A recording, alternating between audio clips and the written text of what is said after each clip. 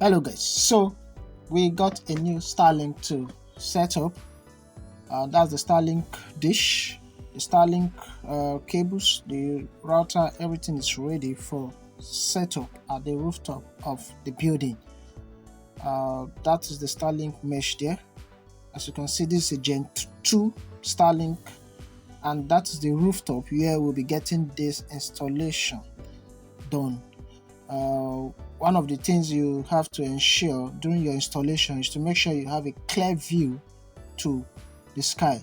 Ensure you have a clear view to the sky. Always insist on this so that you can have a successful installation where you suffer obstructions, and it's going to at the end reduce your Starlink performance, and that won't be good. So always ensure you have a clear view to the sky, and always also ensure that your base of the Starlink is fully fitted, is sitting properly fitted, and to stand against wind that will be coming.